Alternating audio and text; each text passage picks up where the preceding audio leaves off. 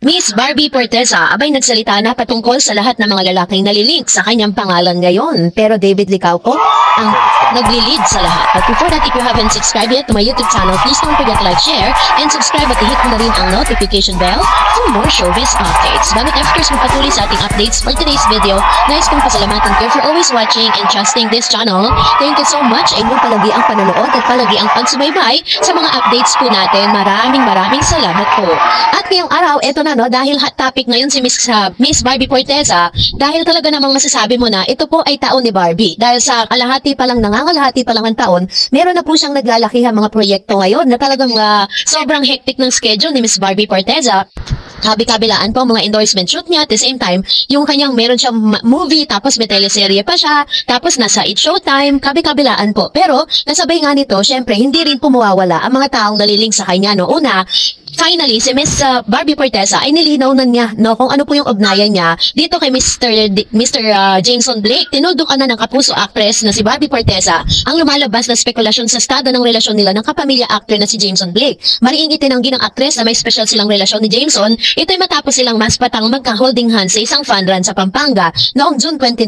Hindi ikinaila ni Barbie na naging malapit niyang kaibigan si Jameson makaraan nilang makasama sa upcoming Netflix movie na Kontrabida Academy. Pahayag ng actress sa panayam niya kay Nelson Canla sa 24 oras nitong Huwebes, July 11, 2025. Actually, medyo maraming ang na-confuse kasi paano nga naman nag-cruise ang landas namin. Pero yun nga, nagkasama kami sa pelikula. Pag nilinaw ni Barbie, wala silang romantic relationship ni Jameson. Nagkataon lang daw na nagkasama at nagkakasundo sila sa pagpapatakbo or pagtakbo o di naman kaya inibitahan daw siya nilang isa't isa. Kung mayroon silang fan run na dadaluhan. Kasabay nga nito ay nilinaw din ni Miss Barbie Forteza kasi natanong din ang isa sa mga pangalan na talagang hinihingian po siya ng opinion patungkol dito kasi kung matatandaan po niya si Barbie Forteza ay nagsalita na rin patungkol sa viral photo nila ng kanyang ex-boyfriend na si Mr. Jack Roberto. Meron din siyang mga nilinaw sa mga nalilink sa kanya. So, matipid ang naging komento ng multi-awarded kapuso actress na si Barbie Forteza sa viral photo na kuha sa GMA Network Beyond 75 event noong June 29 nang nagkita sila ng kanyang ex-boyfriend na si Jack Roberto. Kuha ang larawan ng GMA Integrated News kung saan makikita na masayang nakikipagkwentuhan ng My Father's Wife actor kay Barbie.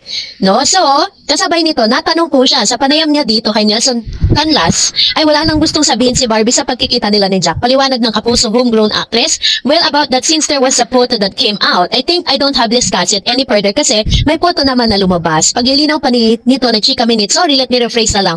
I don't want to discuss it further. Naglabas naman na payag din si Miss Barbie Forteza sa mga lalaking malapit sa kanyang buhay at showbiz actors na naliling sa kanya. Ano kaya totoo sa naglalabas ang chismis patungkol sa spekulasyon sa love life ng kapuso primetime princess, no? Dahil ito, panoorin natin ang kanyang interview to. I would say na we've grown closer talaga as compared to before. I think the care that we have for each other is really genuine. Pinag-usapan din namin ni Barbie ang muling pagkikita nila ng ex-boyfriend na si Jack Roberto. Inanong na po itong si Miss Barbie Forteza patungkol naman kay Mr. David Licauco. Abay, walang tahasang sinagot, no? Talagang sinagot ni Miss Barbie Forteza ang tanong patungkol kay David na mas nag-level up at talagang mas naging closer yung kanilang relationship sa isa't isa.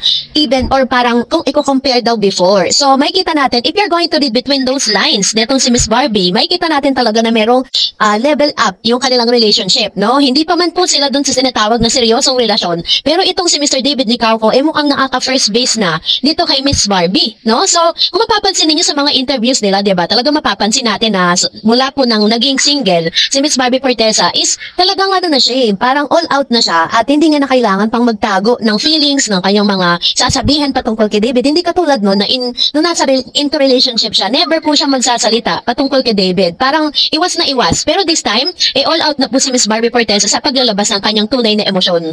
So, kayo na po ang humusga, no? Kayo na po ang magbigay ng inyong opinion sa comment section. At ngayon, narito naman ang ilan sa mga comment po ninyo sa ating pong last update. Sabi ni Ma'am Shailene, sino po ba ang mahilig magbakod? Gawain po yun ng boyfriend at di kaibigan. Action speaks louder than words. Barda is a real lovers. Ayan. So, ito yung kanyang opinion naman patungkol dito. And sabi pa ni Miss Trini, may lang ang Barda, marami ng hints na pinaparamdam sa atin na sila na minsan pinag-iisip tayo, minsan naman nagpaparamdam sila, baka malapit nang umamin sila kasi sabi ni David, 3 to 4 years magpapakasal na siya, road to forever na ang Barda. Tapos natakil din po sa Tony Talks na yun nga, ready na rin si Miss, etong si Miss Barbie, no? Talagang nagmamatch po yung mga sagot nila eh. Sabi ni Miss Minda, Ma'am Darets, good evening, tama lahat ng sinasabi mo sa Barda. And of course, sabi ni Miss Terwell, sabi niya, Ruela, sabi nga, Shimin, yung policeman, pero torpe, hindi man businessman. Hay, at atat na kayo. Giding man niya sa beauty empire. How come si David ang pinari? Correct ka, Miss Author. Buti ka pa, nakakaintindi. Ayan. So, salamat, Ma'am Shi, sa inyo pong comments, ano? At the same time, is talaga namang kinaaaliwan itong si Barbie sa bawat nilalabas niyang statement sa social media. Talagang nagte-trending sa X at pinag-uusapan na marami mga Barda fans, no? Wala man takas ang pag-amin sa kanila, pero sa mga linyahan nila halata na. Sabi ni Pinay, sana lahat ng vloggers are like you, Darets. Positive lang sana ang report sa channel. Every vlogs nila kasi pwedeng karma ang makuha ng mga toxic bashers ng Barda or any showbiz artist. Ayan. So, kasi sobrang toxic na po ng social media ngayon, tas magpadadagdag pa tayo, di ba? Kaya ka nga nanonood at kaya ka nga po talagang parang meron po kayong inaabangang mga artista to entertain you and not to parang ma-stress kayo, diba? This is the reason why kung meron ng mga negatibong balita patungkol dyan, narito po tayo to fact check at ipaliwanag sa inyo mga nangyayari sa kapaligiran. So salamat Miss Pinay sa pagtitiwala. Sabi ni Miss Helen Villanueva, Miss Darrens, please analyze and react. Sabi ni Jim Barda, Alex Manalang is the long time 2015 non-showbiz girlfriend of David who resides at Australia. Siya daw yung pinupuntahan at dinadalaw ni David sa Australia at kamakailan ay kasama ni David na nag-spend ng kanyang birthday. If this is true, how about this ex-girlfriend 2024 na si Kisen?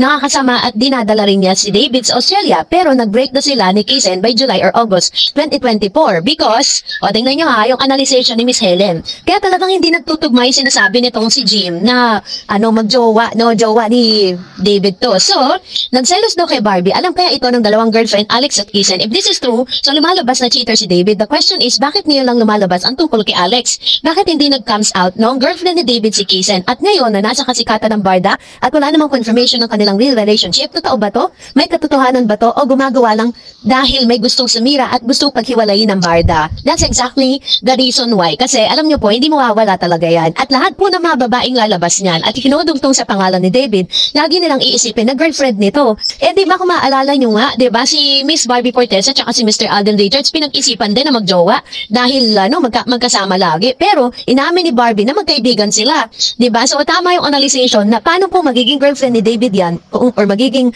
girlfriend nga na 2015 pa kung naging girlfriend niya si Kisen ng 2022. Yan ang sinasabi ni Ma'am Chi. Medyo overlapping yun. Pinapalabas po ng toxic news na yan na cheater nga si David. 'Di ba? Ang pangit. Talagang ganun nila sinisira yung imahe ni Mr. David Licauco. Why? Because David po ngayon is talagang nasa hot seat po sila ngayon ni Miss Barbie Fortesa. So the more na pinag-uusapan sila, mas lalo silang sumisikat at mas lalong nagiging prominent yung pangalan nila sa showbiz. Kaya more bashers nga, more blessings to come, sabi nga. So anyway, so at least pag-uusapan din natin yan para at least po is maliwanagan kayo at talagang ma-debunk na yung issue patungkol dyan. So that's it for today. For more videos and updates, please don't forget to like and subscribe, and please don't forget to follow my Facebook page, Dareds TV. God bless everyone!